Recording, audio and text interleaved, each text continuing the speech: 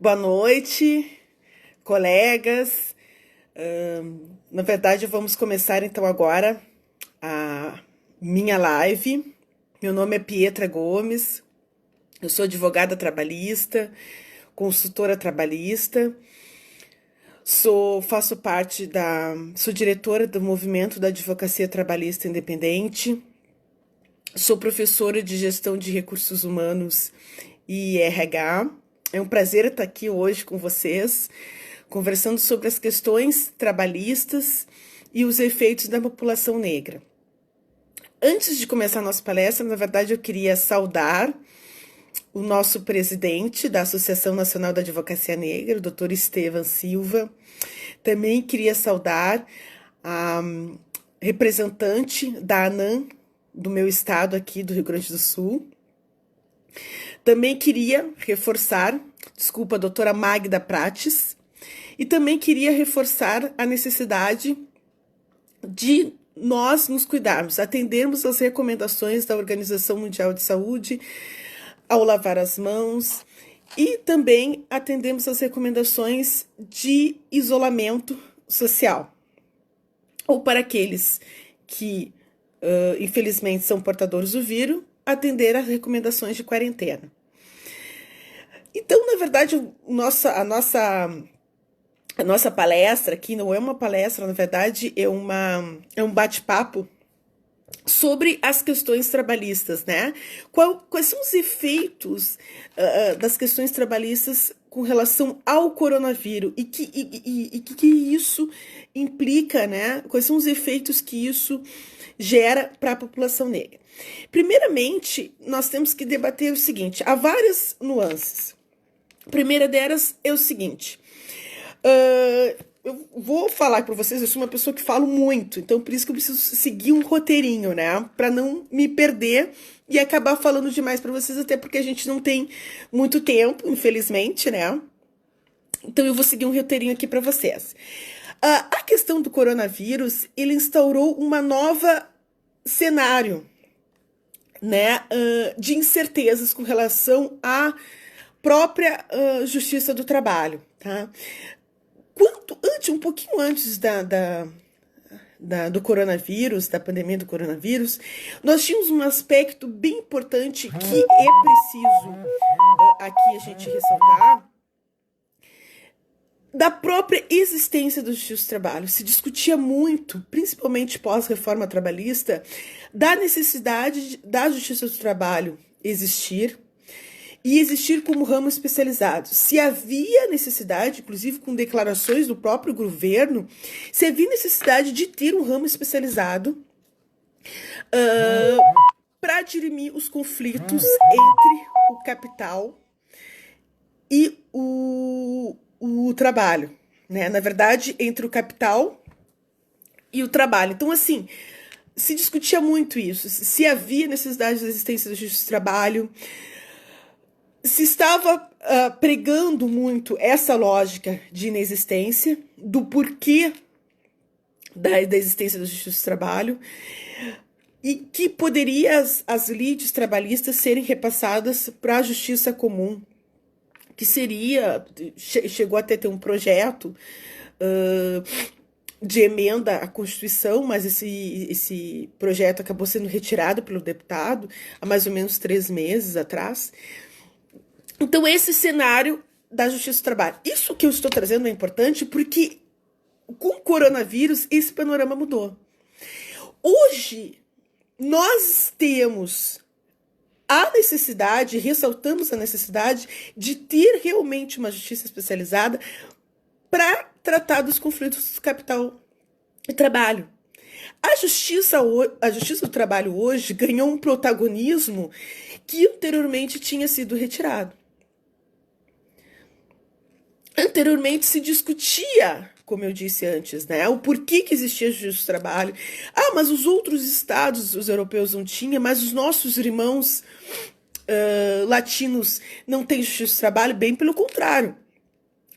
Tanto a Europa, países da Europa e os nossos irmãos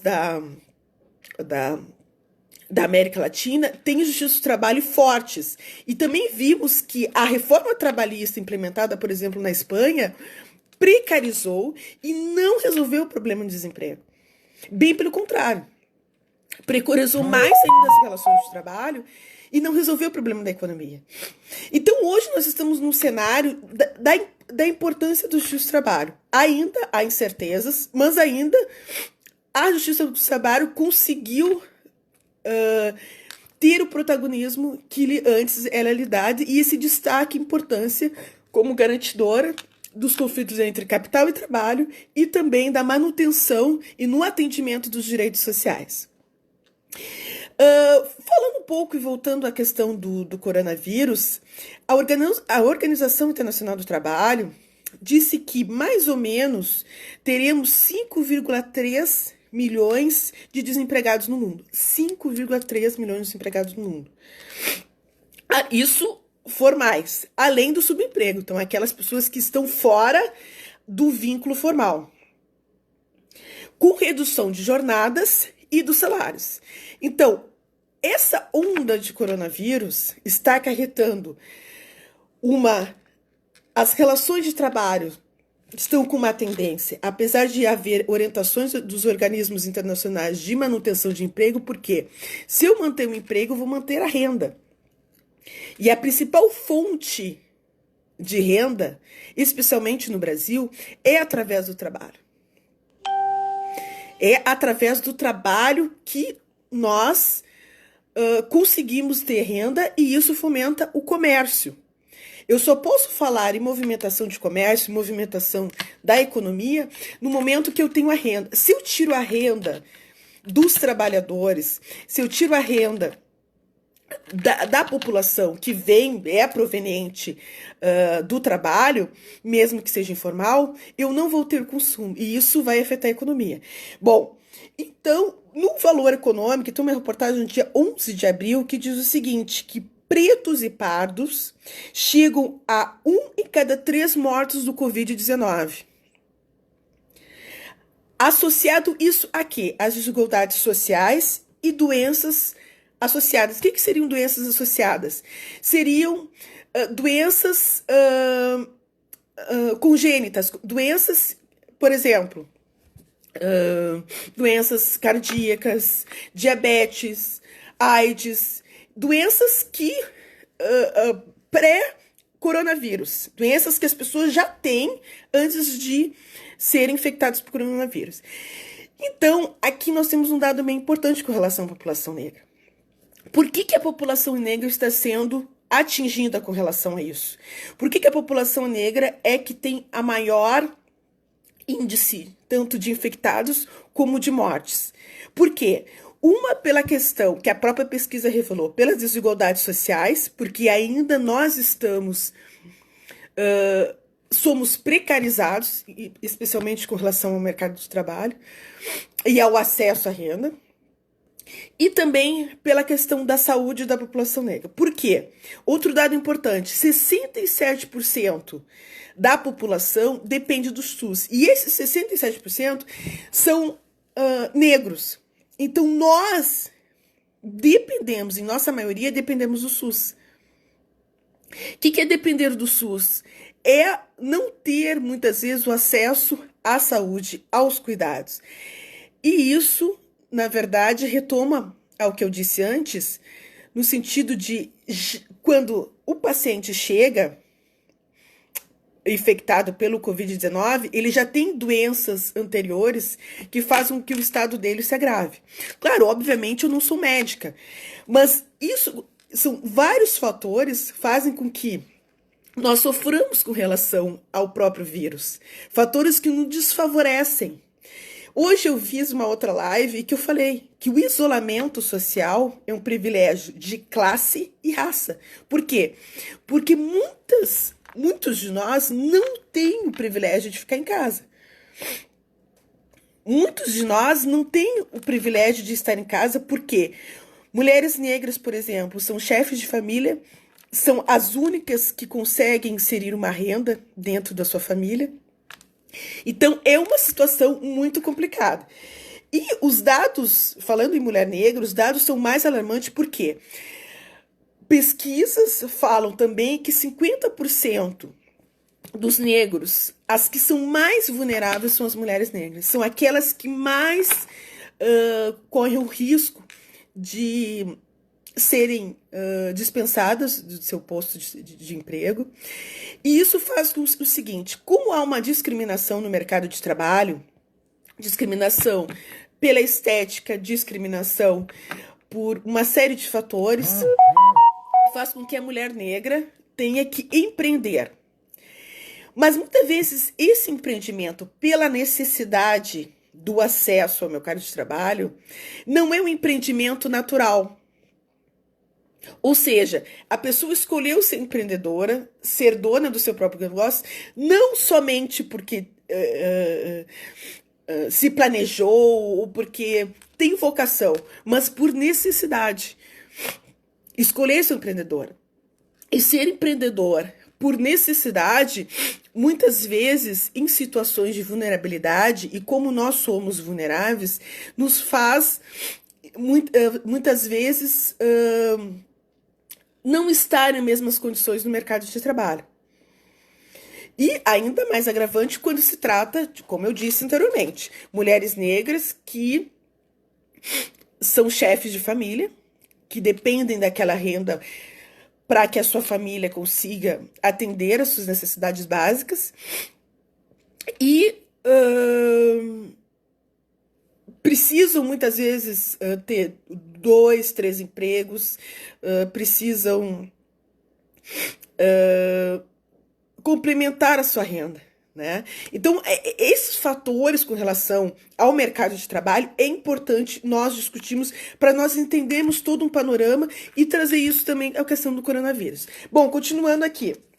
Então, a gente falou o seguinte, verifique-se que as mulheres negras não são as que mais empreendem, porque por necessidade, as que mais empreendem por necessidade. Então, eu não estou conseguindo emprego e eu vou empreender.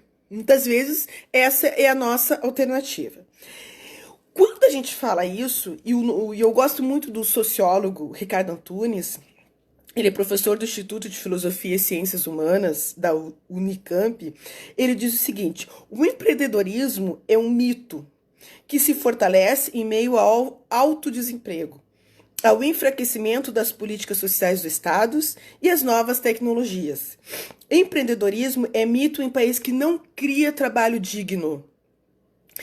Muitas pessoas, especialmente nós negros, empreendemos por necessidade. Por quê? O que o sociólogo quer dizer? Pela ausência do Estado. Por direcionamento de políticas públicas para uma população, em sua maioria, parda e negra. Nós somos a maioria num país, que é o Brasil, e as políticas públicas muitas vezes não é direcionadas a nós.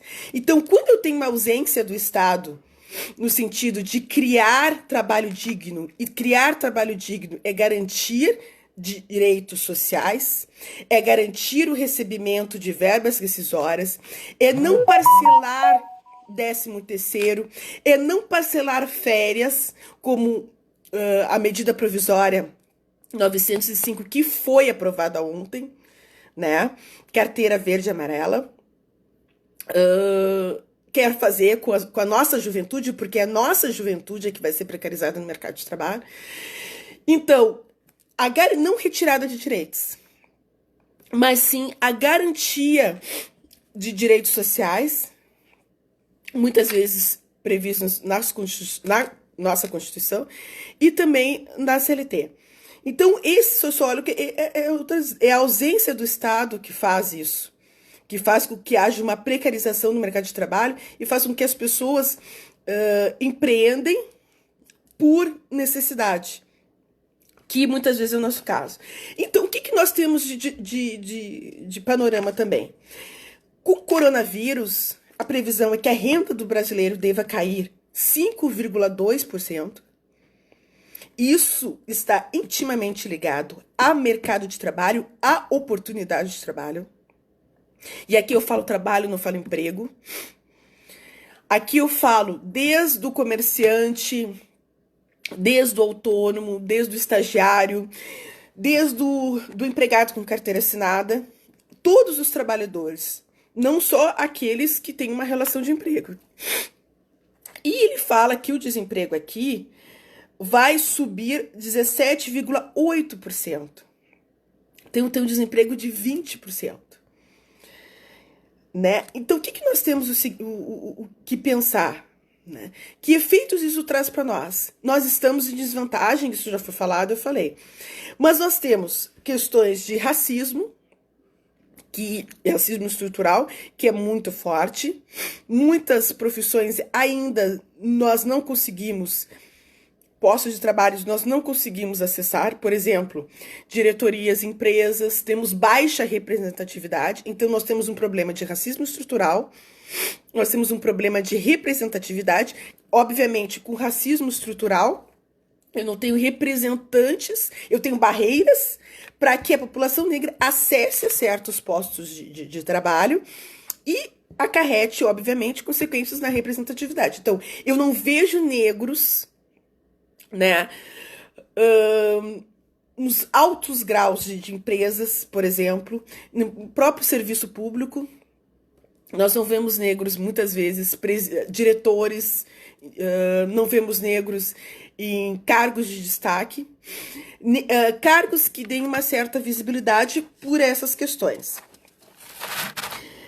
Outra questão também com relação a quando nós optamos por empreender, a pesquisa também trouxe um outro dado bem importante que eu desconhecia e acabei estudando para trazer esses dados para vocês e descobrir que o nosso acesso a linhas de crédito, quando nós vamos ao banco e solicitamos crédito ou empréstimos, muitas vezes não nos é concedido. Ou nos é concedido um subvalor. O que é um subvalor? O nosso empreendimento é subestimado. O nosso empreendimento não é estimado como um empreendimento que possa trazer lucro. E o banco nos vê como irrentável. Um empreendimento que não vai trazer renda, não vai trazer investimento. Então, a nossa relação, muitas vezes, com o banco é uma relação que não é muito amigável. Né? E muitas vezes nós somos barrados no atendimento a agências bancárias, e isso faz com que, às vezes, nós tenhamos dificuldades no empreendimento e impulsionar nossas empresas. E nessa entrevista, os empreendedores negros disseram que o relacionamento com as instituições financeiras é praticamente nulo. Ser nulo, na verdade, traz um dado aqui bem interessante. Nós somos invisíveis. E a invisibilidade para o negro é extremamente ruim, porque ser invisível é não ser ouvido. As nossas reivindicações, as nossas necessidades não são trazidas, não são consideradas para as instituições financeiras. E isso é muito grave.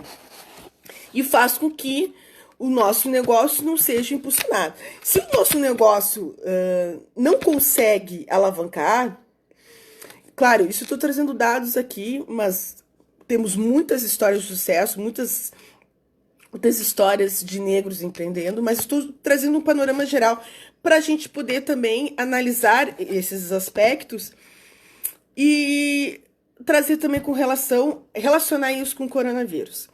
Então, se nós somos a maioria da população que depende desses mecanismos, se nós somos a maioria da população que não consegue acessar linhas de crédito no banco, se nós somos a maioria da população que sequer consegue falar com o gerente, vamos supor, que o nosso relacionamento é nulo com os bancos,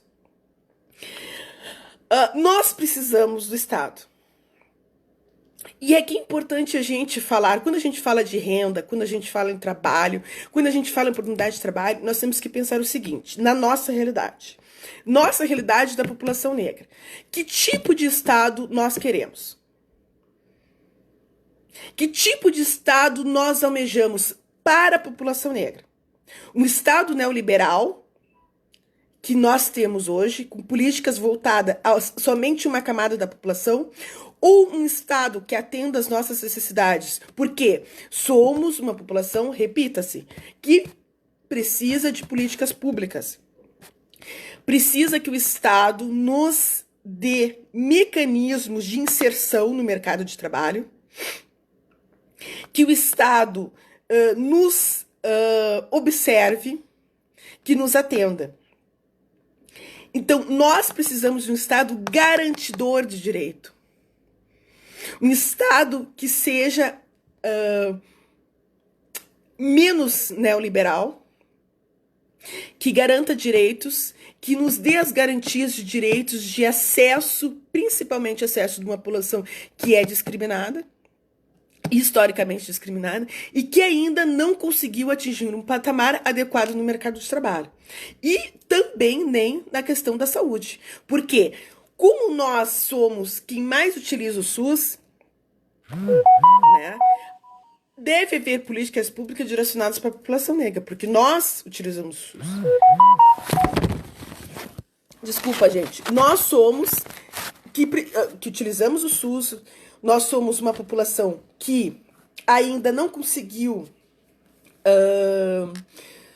ter planos de saúde particulares, por, novamente, a questão da renda. Então, o papel do Estado para nós é extremamente importante. Então, neste momento de coronavírus, é importante nós questionarmos o papel do Estado. E questionar o papel do Estado é pensar que Estado nós queremos para nós e também pensar as escolhas que nós estamos fazendo com relação ao voto. Se os nossos representantes estão atendendo às necessidades da população negra. Tudo isso, coronavírus, tudo isso que eu estou dizendo aqui, com relação ao coronavírus, mercado de trabalho, isso tudo passa pelas políticas de Estado. Isso tudo passa pelo voto consciente em representantes que nos atendam. Que modelo de Estado nós queremos? Quando eu vou falar em mercado de trabalho, quando eu vou falar em políticas públicas, necessariamente eu tenho que falar em política. Porque a política nos direciona. A política, ela está alencada, ela nos direciona e a política vai nortear a forma como as populações vão ser atendidas ou não. E isso faz parte da população negra. E nós, operadores de direitos, temos essa responsabilidade de, pelo menos, refletir sobre isso. Nós temos que refletir. E o coronavírus veio exatamente para isso. Questionarmos e informar a população sobre o que está acontecendo, que tipo de medida está sendo feita, principalmente para nós. Então, voltando às nossas falas. Então, o que nós concluímos? Concluímos que nós temos uma população negra mais vulnerável, um isolamento social que é um privilégio, não é um privilégio nosso, da população negra, na maioria. Por quê? Porque, pela pesquisa que foi feita, percebeu-se que a maioria da população negra, ela tem condições de se manter até um mês. Se é uma população que se consegue se manter um mês, estar em isolamento mais de um mês é um privilégio. Um privilégio, diga-se, de classe, um privilégio de raça.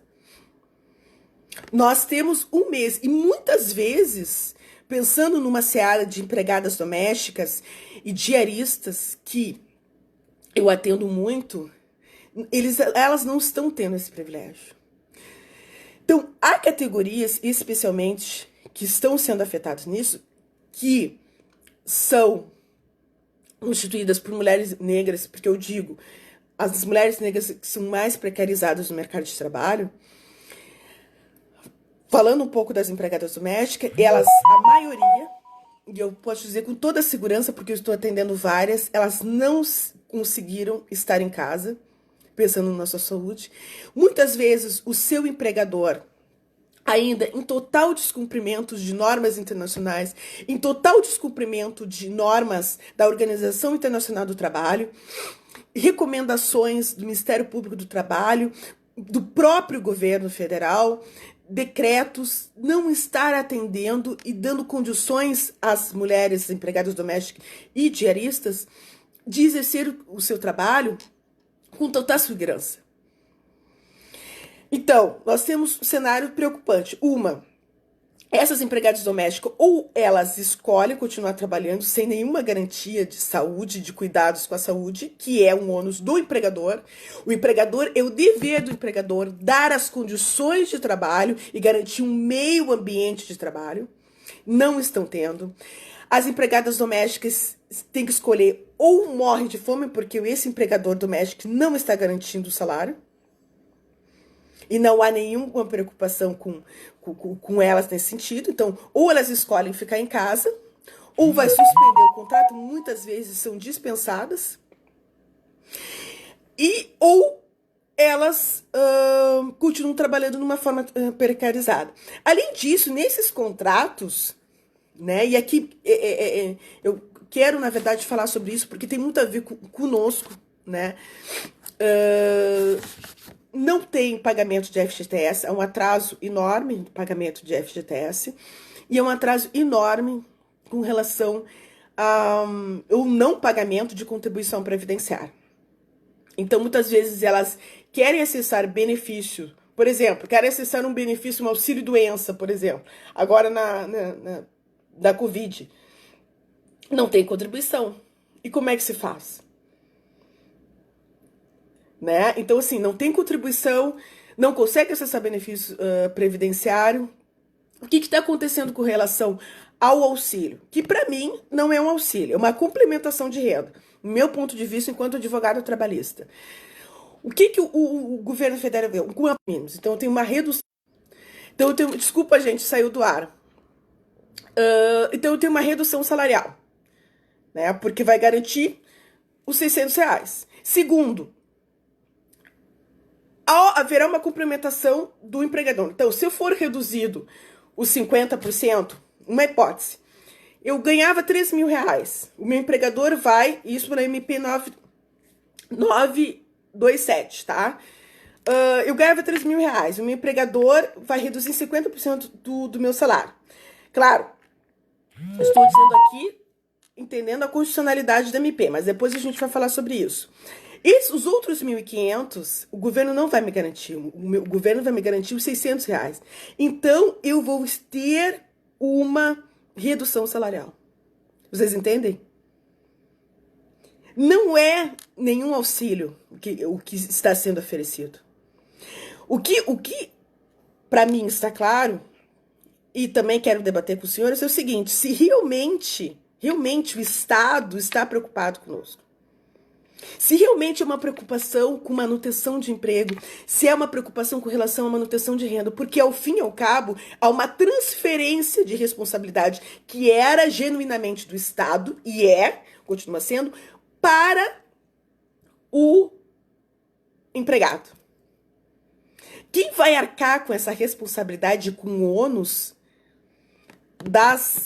dessas políticas, dessas escolhas que vão muitas vezes na contramão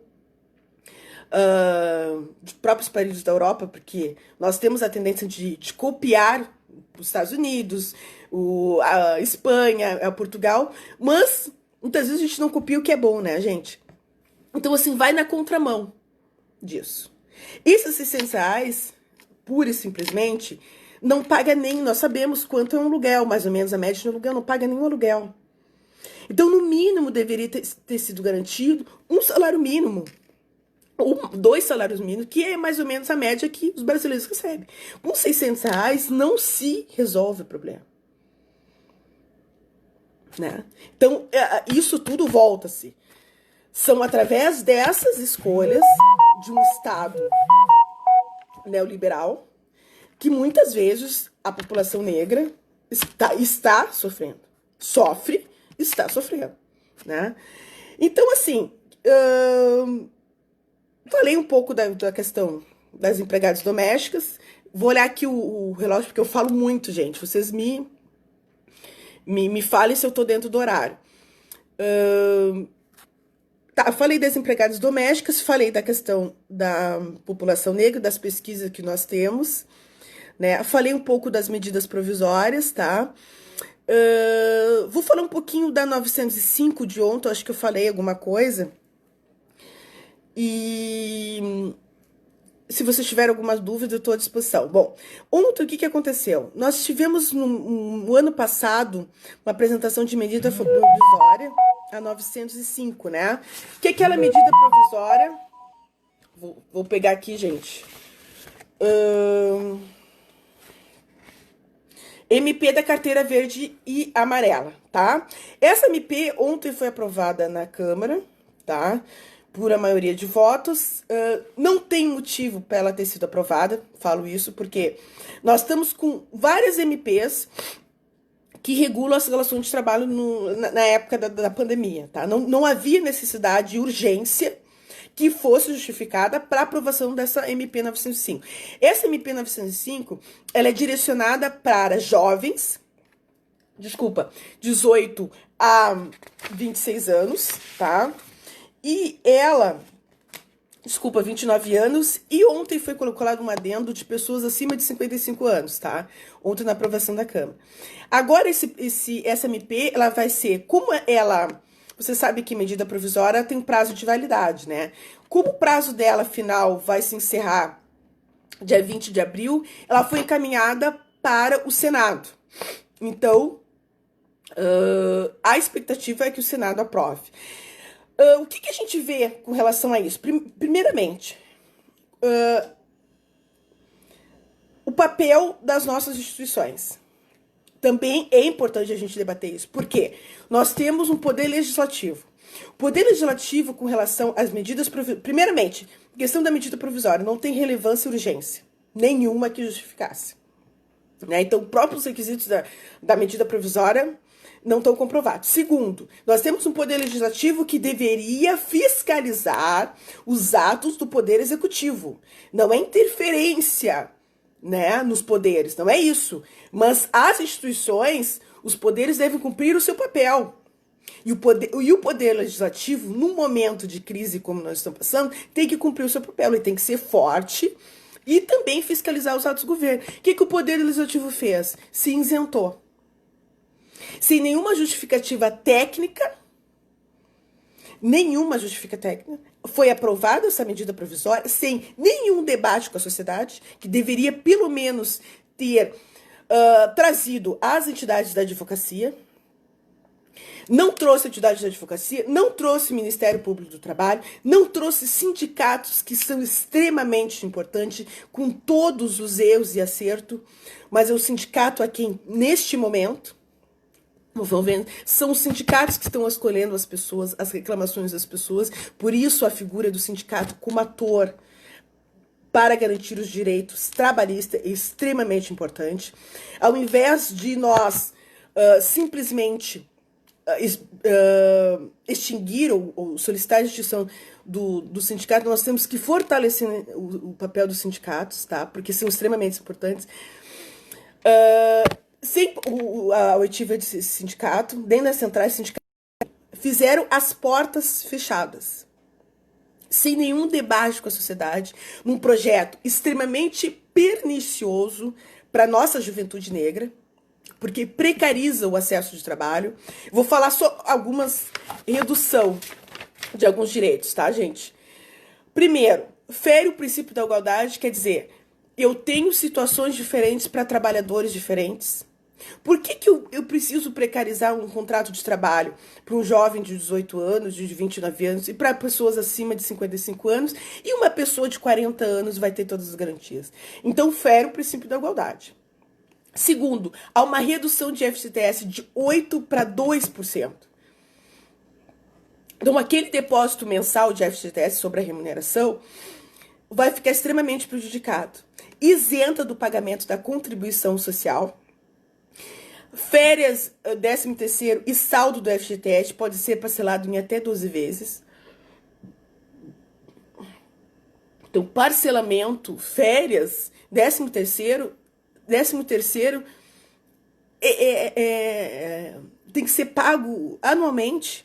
Essa é a previsão da CLT. Como é que as pessoas vão... se o empregador... Pensa comigo, se o empregador tem possibilidade de parcelar em 12 vezes, vocês acham que ele não vai utilizar dessa prerrogativa? Principalmente no momento de coronavírus? Então as pessoas vão acabar não recebendo. Não sei se vocês entendem o meu raciocínio. As pessoas vão acabar não recebendo o 13º. Vão ser dispensadas e não vão receber o 13º. É isso que vai acontecer nesse SMP da carteira verde e amarela.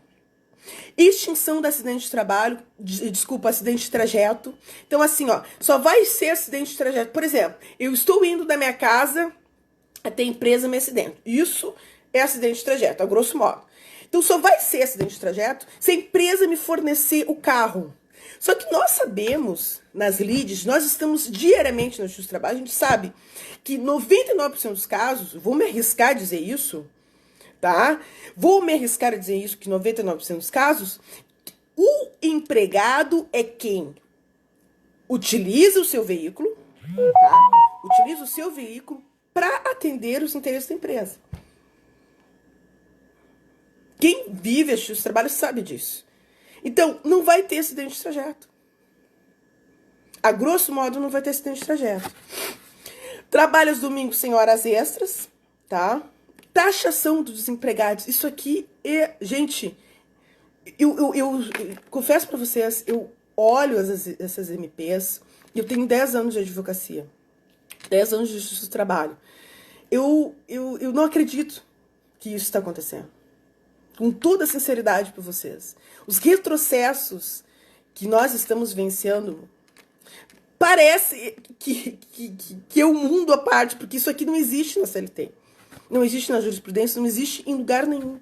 Taxar desempregados não existe. E é isso que eles querem, né? E eu digo eles por quê? Porque são pessoas que não estão preocupadas, que não precisavam ter aprovado essa medida provisória. A Câmara não cumpriu o seu papel de fiscalização do Poder Executivo. Mais uma vez, nós temos um Poder Legislativo que não atende os interesses da população. Interesses da população pelo qual eles representam. Quando nós votamos nos nossos parlamentares, nossos deputados federais, eles têm que ser a voz do povo. Devem representar os interesses do povo. E agora, vamos ver se o Senado, como o seu papel de revisão, né, consegue barrar essa medida provisória. Tá? Bom, outra questão bem polêmica que eu queria trazer para vocês, e não vai dar para falar tudo que eu me propôs, tá? É sobre a questão de redução da jornada e redução salarial. Nós tivemos uma decisão, nós temos várias ADINs, tá? Nós temos de MPs, tá? Do coronavírus e das questões de trabalho, tá? Que modificam decisões trabalhistas. Nós temos a 905, que agora eu esmiucei para vocês, a 927, tá? E nós temos a 936. Essa 936, gente, é aquela que, de repente, vocês devem ter pesquisado, tem visto, foi muito divulgado na mídia, que ela permite a redução salarial e redução de jornada. Tem uma questão bem importante. Enquanto advogada trabalhista, eu só posso reduzir salário por acordo ou convenção coletiva. Isso está no artigo 7º da Constituição. Isso está alencado nos direitos sociais. São cláusulas pétreas. Os direitos sociais são cláusulas pétreas. Isso a gente precisa ter muito em mente. São cláusulas pétreas. Teve um ADIM no STF questionando isso, e o ministro Lewandowski disse que tem que ser comunicado ao sindicato. Tá? E depois, nos embargos de declaração da AGU, o ministro disse que era o acordo coletivo, o acordo individual era válido, mas que mantinha o sindicato, a comunicação ao sindicato. Qual é a minha interpretação com relação a isso? Primeiro, uma decisão covarde. Por que covarde? Porque se o artigo 7º diz que eu preciso de negociação coletiva, eu preciso da participação do sindicato para reduzir salário, eu não posso dar validade a acordo individual.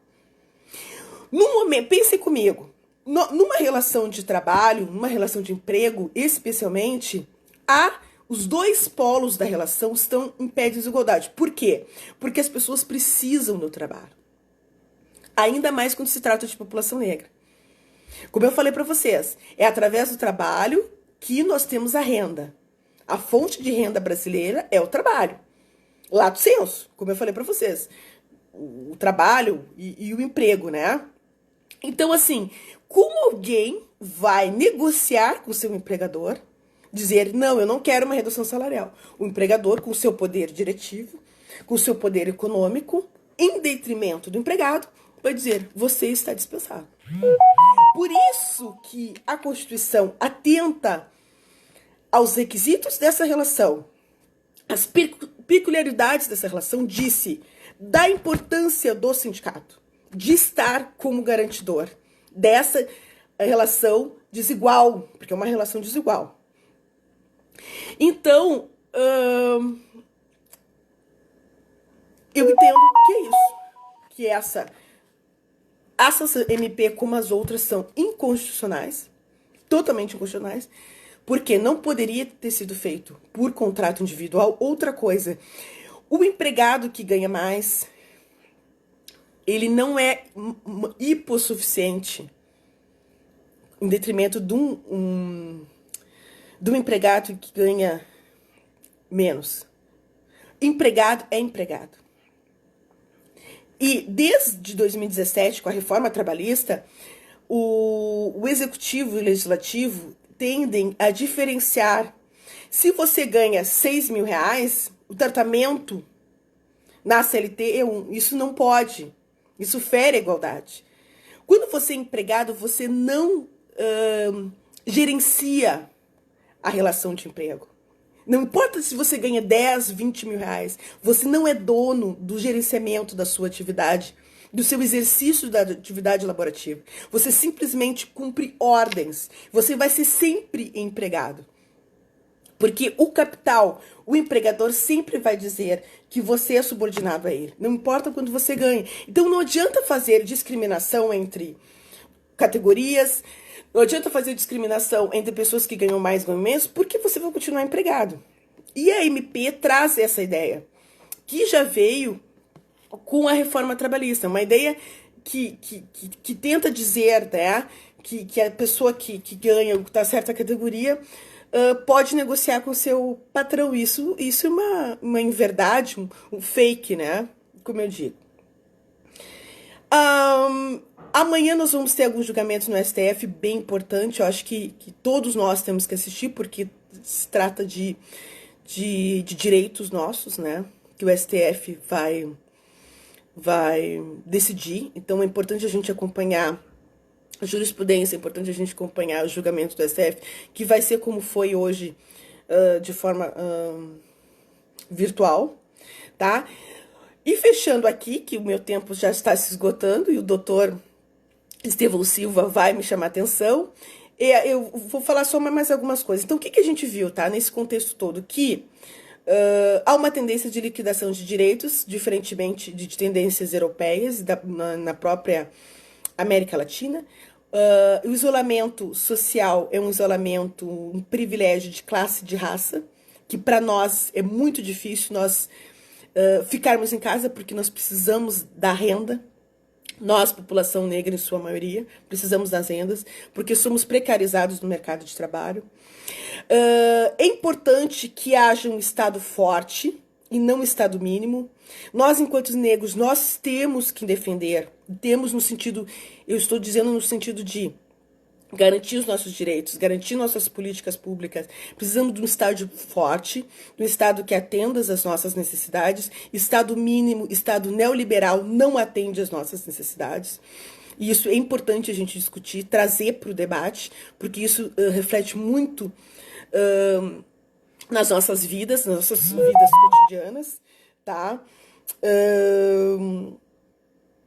Lembrar que a Constituição tem que ser sempre o nosso norte, especialmente com relação à justiça do trabalho, né? Porque a Constituição, que é uma das mais democráticas, né, e que é elogiadíssima, é nossa grande referência internacional, ela fez questão de colocar no seu rol os direitos sociais, porque ela sabe que nos momentos de crise eles vão ser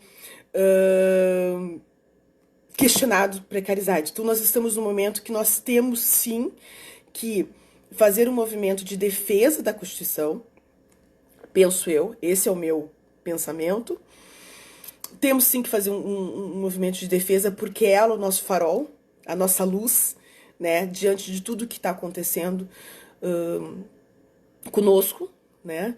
E também dizer, por fim, o seguinte, que independente do coronavírus, desculpa, o fato das empresas estarem passando por uma questão econômica difícil, que também os empregados estão passando, não quer dizer que vá abandonar políticas, por exemplo.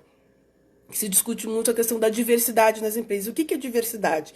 É eu inserir no meu contexto, na minha atividade empresarial, pessoas multiculturais diferentes. E isso tem a ver com os negros.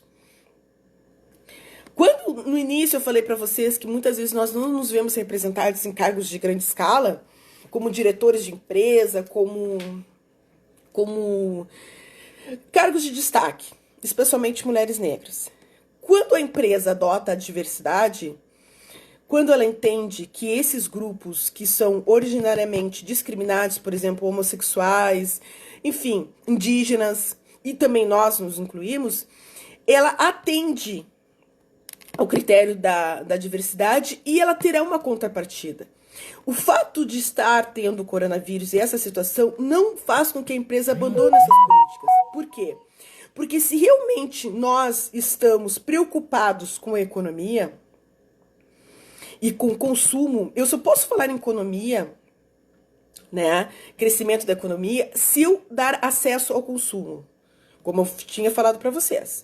Dar acesso ao consumo é a renda. Então, eu possibilitar na minha empresa que negros sejam mais inseridos vai fazer com que a economia gire e faz com que haja uma melhora no nosso quadro econômico.